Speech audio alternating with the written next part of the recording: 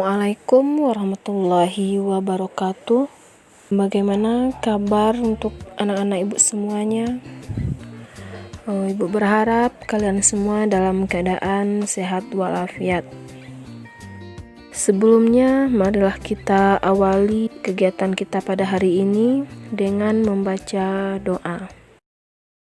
Berdoa menurut kepercayaan kita masing-masing. Berdoa dimulai.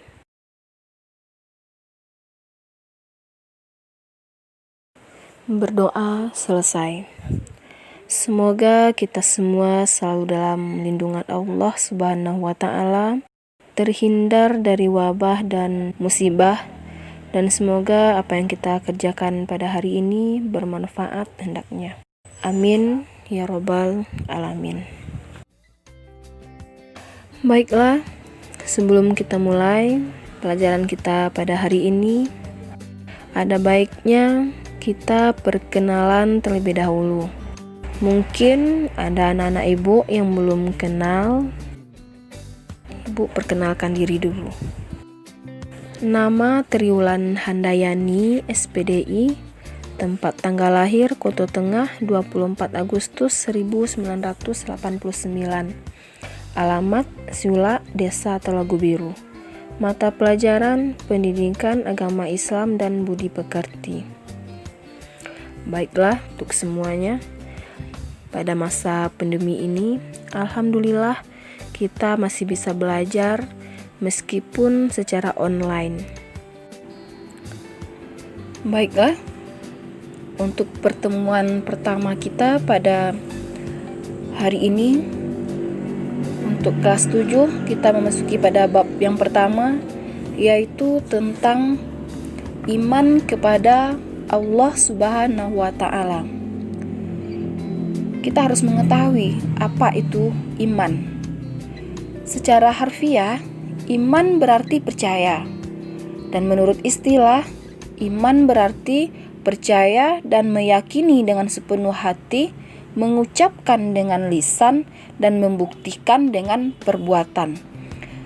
Jadi kita harus percaya bahwa Allah Subhanahu wa Ta'ala itu ada, meskipun tidak nampak oleh mata kita.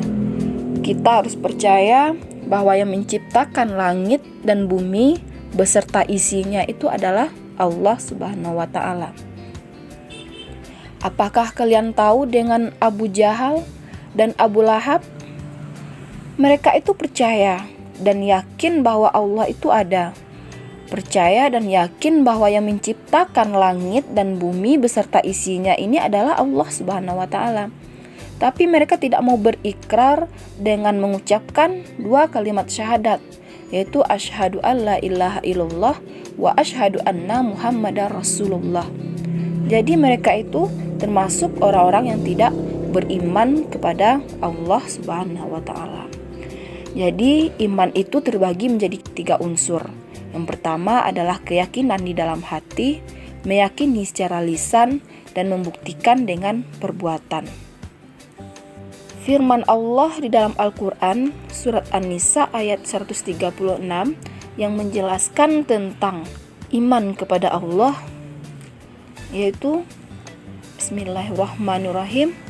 Ya ayyuhallazina aminu billahi wa rasulihi wal kitabil lazi nazzala ala rasulihi wal kitabil lazi anzala min qabli wa may yakfur billahi wa malaikatihi wa kutubihi wa rasulihi wal yaumil akhiri faqad dhalla dhalalan ba'ida. Sadaqallahul azim. Yang artinya, wahai orang-orang yang beriman, tetaplah beriman kepada Allah dan Rasul-Nya Muhammad, dan kepada kitab Al-Quran yang diturunkan kepada Rasul-Nya, serta kitab yang diturunkan sebelumnya.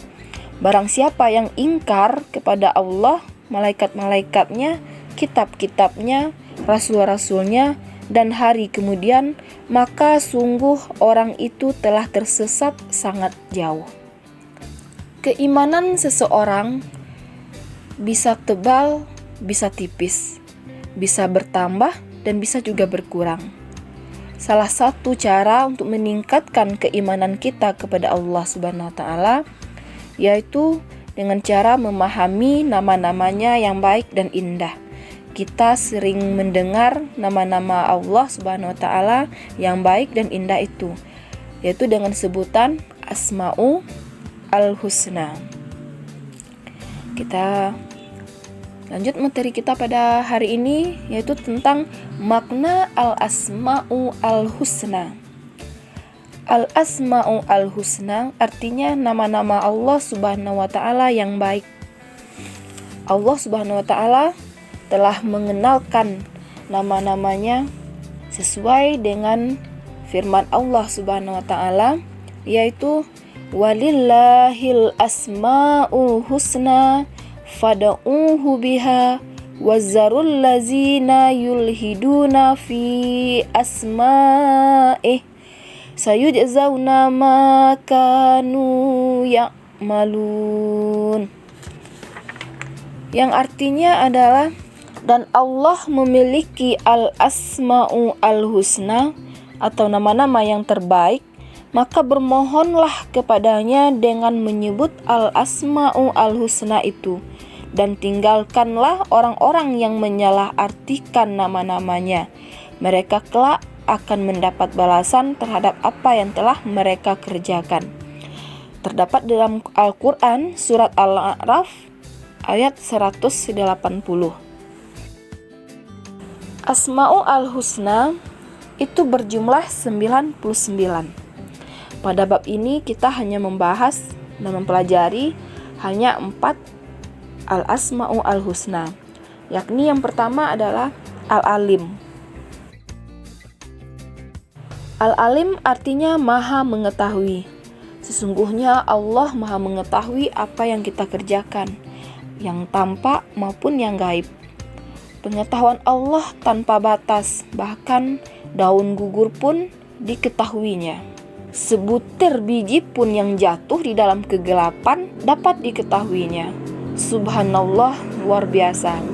Jadi kita harus yakin dengan sifat Allah ini, yaitu Al-Alim. Kita harus tetap belajar, mencari ilmu-ilmu Allah Subhanahu wa taala dan merenungi ciptaannya. Di dalam Al-Quran juga telah dijelaskan di dalam surat Al-An'am ayat 59, yaitu artinya, dan pada sisi Allah lah kunci-kunci semua yang gaib. Tidak ada yang mengetahuinya kecuali Dia sendiri, dan Dia mengetahui apa yang ada di darat dan di laut. Tidak ada sehelai daun pun yang gugur melainkan Dia mengetahuinya. Dan tidak jatuh sebutir biji pun dalam kegelapan bumi, dan tidak pula sesuatu yang basah atau yang kering, melainkan tertulis dalam kitab yang nyata, yaitu Lauh Mahfuz. Yang kedua adalah sifat Allah Al-Khabir. Al-Khabir artinya maha waspada, mengetahui perkara yang tersembunyi. Tidak ada satupun ciptaan Allah Subhanahu wa taala yang salah sasaran. Ini menandakan bahwa Allah Subhanahu wa taala maha waspada. Di dalam Al-Quran surat At-Taubah ayat 16 Allah juga telah berfirman, Wallahu khabirum bima ta'malun. Dan Allah maha teliti terhadap apa yang kamu kerjakan. Jadi kita harus waspada dan teliti terhadap apa yang kita lakukan, baik di rumah, di sekolah, ataupun di tempat lainnya. Kalau kita waspada, pasti kita akan mendapatkan hasil yang memuaskan. Yang ketiga adalah As-Sami'. As-Sami' artinya maha mendengar. Allah Subhanahu wa taala maha mendengar semua suara yang ada di alam semesta, didengar oleh Allah Subhanahu wa taala. Pendengaran Allah pun tidak terbatas. Sepelan apapun suara tetap didengar oleh Allah Subhanahu wa taala. Di dalam Al-Qur'an juga dijelaskan, wallahu sami'un alim. Dan Allah maha mendengar lagi maha mengetahui. Jadi kita harus percaya setiap perkataan kita didengar oleh Allah. Makanya kita harus berbicara yang baik-baik. Segala perkataan yang kita ucapkan hendaknya merupakan perkataan yang baik, yang bermanfaat, bahkan yang terbesit di hati pun didengar oleh Allah Subhanahu wa Ta'ala. Yang keempat ada Al-Basir. Al-Basir artinya Maha melihat. Sesungguhnya Allah Subhanahu wa Ta'ala melihat segala sesuatu yang ada di muka bumi ini, di langit, bahkan seluruh alam semesta ini dapat dipantaunya. Selembut dan sekecil apapun itu tetap bisa dilihat oleh Allah Subhanahu wa Ta'ala. Di dalam ruangan yang tertutup rapat dan gelap bisa dilihat oleh Allah Subhanahu wa Ta'ala. Di dalam Al-Qur'an Allah telah menjelaskan, innallaha ya'lamu ghaibi samawati wal ard wallahu basirum bima ta'malun. Yang artinya sesungguhnya Allah mengetahui apa yang gaib di langit dan di bumi, dan Allah Maha melihat apa yang kamu kerjakan. Al-Quran Surat Al-Hujurat ayat 18. Baiklah, untuk anak-anak semuanya, kita lanjut pembahasan berikutnya, yaitu hikmah beriman kepada Allah Subhanahu wa Ta'ala. Orang-orang yang beriman tentu mendapat hikmah dari Allah Subhanahu wa Ta'ala. Orang yang beriman itu berarti dia merasakan dekat dengan Allah Subhanahu wa Ta'ala. Jadi dia akan berusaha taat kepada Allah dan menjalankan perintahnya dan menjauhi segala larangannya. Adapun hikmah beriman kepada Allah Subhanahu wa Ta'ala, yang pertama adalah selalu mendapat pertolongan dari Allah Subhanahu wa Ta'ala. Hal ini juga telah dijelaskan di dalam Al-Quran. Firman Allah yaitu Al-Quran Surat Al-Mu'min ayat 51, yang artinya, sesungguhnya kami menolong rasul-rasul kami dan orang-orang yang beriman dalam kehidupan dunia dan pada hari berdirinya saksi-saksi atau hari kiamat. Yang kedua yaitu hati menjadi tenang dan tidak gelisah. Juga telah dijelaskan di dalam Al-Quran Surat Ar-Ra'd ayat 28, yaitu orang-orang yang beriman dan hati mereka menjadi tentram dengan mengingat Allah. Ingatlah, hanya dengan mengingat Allah lah hati menjadi tentram. Kemudian yang ketiga adalah dengan beriman kepada Allah, kita merasakan sepanjang masa hidupnya tidak akan pernah merasa rugi. Begitupun sebaliknya, tanpa dibekali dengan iman, sepanjang usia kita diliputi kerugian.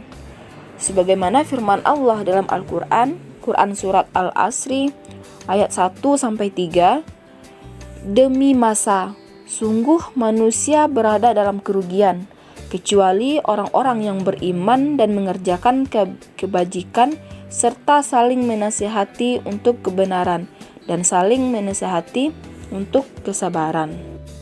Itulah ada 3 hikmah dengan berimannya kita kepada Allah Subhanahu wa Ta'ala. Baiklah, anak-anak semuanya, sampai di situ penjelasan kita pada hari ini. Untuk tugasnya di rumah, yaitu yang pertama, tulislah Asmaul Al-Husna, nama-nama Allah beserta artinya, dengan tulis tangan seindah mungkin dalam bahasa Arab di kertas folio.